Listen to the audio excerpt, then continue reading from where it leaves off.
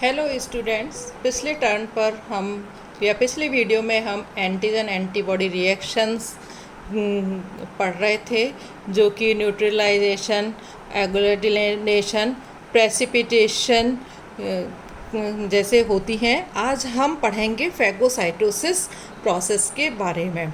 Phagocytosis process जो word है वो ग्रीक वर्ड फैजिन से लिया गया है, जिसका मतलब है ईट टू सेल्स। फैगोसाइटोसिस प्रोसेस क्या होती है?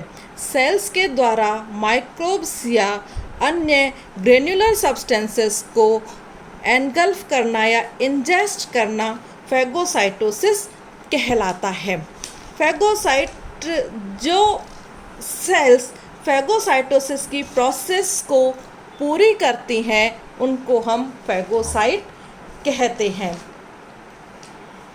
फैगोसाइट्स जो हैं, जब किसी भी माइक्रोब का इन्फेक्शन होता है तब न्यूट्रोफिल सेल्स और मोनोसाइट सेल्स जो हैं वो इन्फेक्शन साइट पर जाती हैं और वहाँ पर जाकर के ये मोनोसाइट सेल्स जो हैं साइज़ में बड़ी हो जाती हैं और फैगोसाइटिक मैक्रोफेजेस के अंदर रूपांतरित हो जाती हैं। चूँकि इन सेल्स में माइग्रेट होती हैं, ये एक जगह से दूसरी जगह जाती हैं, इसलिए इन्हें वैंडरिंग मैक्रोफेज सेल्स या भ्रमणशील मैक्रोफेज कहते हैं। कुछ मैक्रोफेज सेल्स कांस्टेंट स्थिर होती हैं, फिक्स्ड होती हैं, जैसे कि लीवर में उनको जो सेल्स मैक्रोफेज सेल्स स्थिर होती हैं उन्हें हम हिस्टियोसाइट सेल्स भी या हिस्टियोसाइट मैक्रोफेज सेल्स भी कहते हैं। हिस्टियोसाइट सेल्स जैसे कि यकृत में, लीवर में कफर सेल्स कहलाती हैं, लंग्स के अंदर एल्वियोलर मैक्रोफेज सेल्स कहलाती हैं, नर्वस सिस्टम में माइक्रोग्लियल सेल्स के रूप में पाई जाती हैं। ये भ्रमणशील और फिक्स्ड सेल्स, वैंडरिंग और फिक्स्ड सेल मिलकर के शरीर के अंदर एक RES रेटिकुलो एंडोथीलियल सिस्टम का निर्माण करती हैं। मीन्स रेटिकुलो एंडोथीलियल सिस्टम के अंदर वैंडरिंग और फिक्स्ड मैक्रोफेजेस सेल्स आती हैं। जब किसी इन्फेक्शन की वजह से न्यूट्रोफिल सेल्स ज़्यादा होती जाती हैं, मीन्स जैसे जैसे इन्फेक्शन में ज़्यादा होता जाता है वैसे वैसे मैक्रोफेजेस सेल्स की संख्या भी उस जगह पर बढ़ती चली जाती है। तो फैगोसाइटोसिस की प्रोसेस जो है वो 4 स्टेप्स के अंदर पूरी होती है।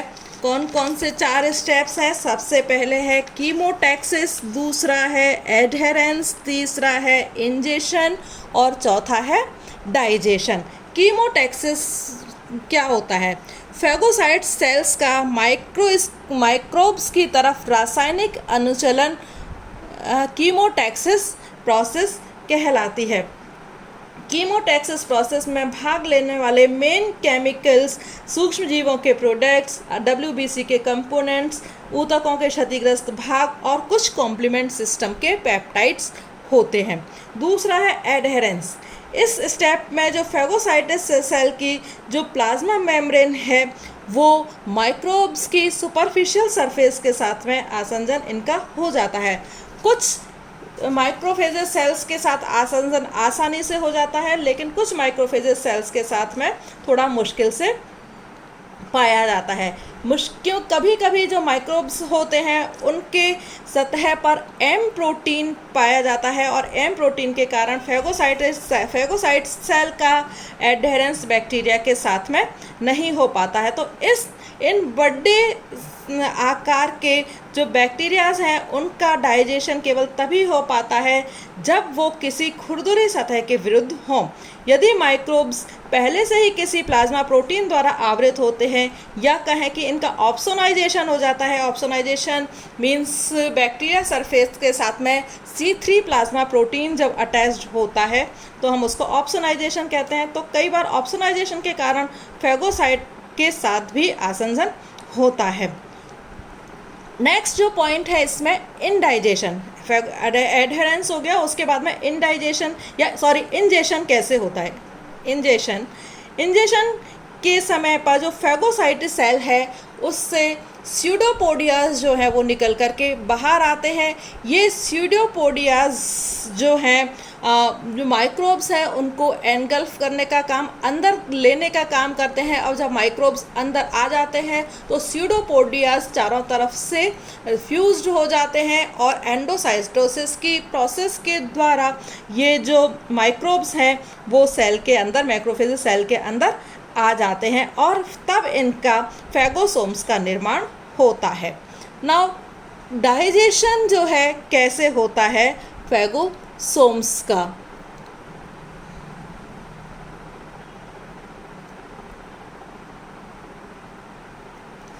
डाइजेशन फेगोसोम सेल्स के में एंटर करने के बाद में जो लाइसोसोम्स, ये जो फेगोसोम्स है वो लाइसोसोम्स सेल्स के साथ में फ्यूज हो जाती है और यूनिट मेम्ब्रेन से एक फेगोलाइसोसोम्स का निर्माण होता है। कोई भी सूक्ष्म जीव जो है ज़्यादातर 10 से 30 सेकंड के अंदर माइक्रोब्स को नष्ट कर दिया जाता है। लाइसोसोम्स में लाइपेज, प्रोटीजेज, राइबोन्यूक्लियस, डीएनएज आदि एंजाइम्स पाए जाते हैं जो कि माइक्रोब्स के डिफरेंट कंपोनेंट्स को ख़त्म कर देते हैं और ये एंजाइम्स ज़्यादातर pH 4 के ऊपर एक्टिव रहते हैं। कुछ लाइसोसोम्स के कुछ एंजाइम्स के द्वारा जो टॉक्सिक ऑक्सीजन सब्सटेंसेस होते हैं जैसे कि सुपर ऑक्साइड्स हैं, हाइड्रोजन परऑक्साइड है, ऑक्सीजन है या हाइड्रोक्सिल रेडिकल्स का निर्माण होता है। ये एंजाइम्स इन टॉक्सिक ऑक्सीजन सब्सटेंसेस को, माइक्रोब्स को नष्ट करने के काम में लिए जाते हैं। लाइसोसोम्स के डाइजेशन के पश्चात बची हुई जो रचना होती है उसको रेसिडुअल बॉडी कहा जाता है। ये रेसिडुअल बॉडी सेल मेम्ब्रेन की तरफ माइग्रेट करती है और अपशिष्टों को कोशिका के साथ में फिर बाहर निकाल दिया जाता है और ये जो प्रोसेस है वो एक्सोसाइटोसिस के द्वारा पूरी होती है। कभी कभी फेगोसाइटोसिस के द्वारा सभी माइक्रोब्स की डेथ नहीं होती है बल्कि कुछ फेगोसाइट सेल्स को ही नष्ट कर देते हैं और कुछ माइक्रोब्स जो हैं फेगोलाइसोसोम्स के अंदर काफ़ी समय तक, काफ़ी वर्षों तक इनएक्टिव फॉर्म में पड़े रहते हैं। एक्टिव मैक्रोफेजेस सेल्स द्वारा एंटी माइक्रोबियल और साइटोटॉक्सिक सब्सटेंसेस का भी सीक्रेशन होता है जो कि फेगोलाइसोसोम्स में उपस्थित माइक्रोब्स को नष्ट करने में सहायता करते हैं। नाउ मैक्रोफेजेस सेल्स जो हैं वो दो की रिएक्शंस जो हैं या मैकेनिज्म जो है वो दो तरीके से होती है। एक तो ऑक्सीजन डिपेंडेंट मैकेनिज्म है और दूसरी ऑक्सीजन इंडिपेंडेंट मैकेनिज्म होती है। तो ऑक्सीजन इंडिपेंडेंट मैकेनिज्म में जो सब्सटेंस काम में आते हैं, ऑक्सीजन सुपर ऑक्साइड आयन है, ऑक्सीजन वाले सब्सटेंसेस को ख़त्म करने के लिए ऑक्सीजन हाइड्रोक्सिल रेडिकल्स है, हाइड्रोजन परऑक्साइड है एंड हाइपोक्लोराइट एनायंस जो हैं वो ऑक्सीजन जैसे सब्सटेंसेस को, ऑक्सीजन वाले सब्सटेंसेस को ख़त्म करने के काम में आते हैं। और रिएक्टिव नाइट्रोजन इंटरमीडिएट्स जो होते हैं वो है nitric oxide, nitrogen dioxide, nitrous oxide और दूसरे मोनोक्लोरोअमीन्स NH2Cl होते हैं। ऑक्सीजन इंडिपेंडेंट किलिंग किसके द्वारा होती है? डिफेंसिन्स के द्वारा होती है, ट्यूमर नेक्रोसिस फैक्टर्स के द्वारा जो कि मैक्रोफेजेस में पाए जाते हैं, लाइसोजाइम्स जो हैं एंड हाइड्रोलाइटिक एंजाइम्स के द्वारा ये पूरी होती है। नाउ प्रोसेस जो है वो कैसे होती है? ऑक्सीजन डिपेंडेंट मैकेनिज्म जो है ये एक्टिव फेगोसाइट सेल्स जो हैं वो एक्टिव ऑक्सीजन इंटरमीडिएट्स या और एक्टिव नाइट्रोजन मीडिएट्स का निर्माण करती हैं एंड फेगोसाइटोसिस प्रोसेस के दौरान ये मैक्रोफेजेस सेल्स में मेटाबॉलिक एक्टिविटी करती हैं जिससे श्वसन बस्ट या रेस्पिरेटरी ऑक्सीजन बस्ट कहते हैं। इस प्रोसेस में मेम्ब्रेन द्वारा बाइंड ऑक्सीजन जो है वो एक्टिव हो जाती है जो कि ऑक्सीजन का अपचयन करके सुपर ऑक्साइड एनायंस का निर्माण करते हैं। ये एनायंस माइक्रोब्स के लिए अत्यधिक विषाक्त होते हैं। इन सुपर ऑक्साइड एनायनों द्वारा शक्तिशाली ऑक्सीकारक जैसे OH नेगेटिव आयंस हैं, हाइड्रोजन परऑक्साइड आयंस हैं और H2O2 का भी निर्माण होता है। जब लाइसोसोम फेगोसोम के साथ संगठित होता है तब माइलोपेरोक्साइड हैलाइड आयनों के साथ में H2O2 पर क्रिया करता है, जिससे कि हाइपोक्लोराइट आयन का निर्माण होता है जो कि विषाक्त होता है। जब macrophages cells bacterial cell wall में उपस्थित पॉलीसैकेराइड्स और इंटरफेरॉन गामा के साथ क्रिया करके नाइट्रिक ऑक्साइड सिंथेटेज को एक्टिव करता है, जो आर्जिनिन को ऑक्सीडाइज करते हैं और सिट्रुलिन और नाइट्रिक ऑक्साइड का उत्पादन करते हैं। नाउ ऑक्सीजन इंडिपेंडेंट मैकेनिज्म किस तरह से होती है?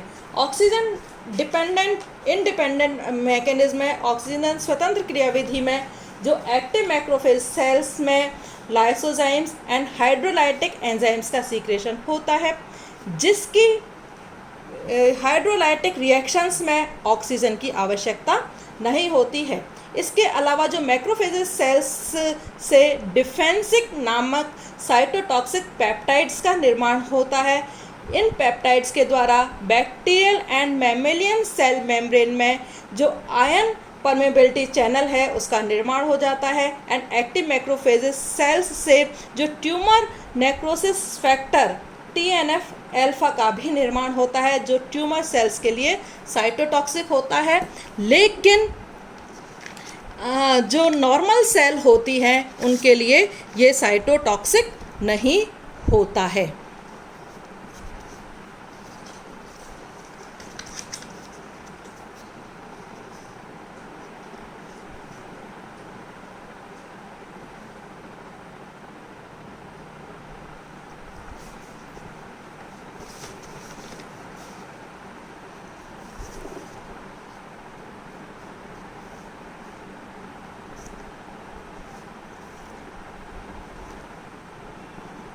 Thank you very much.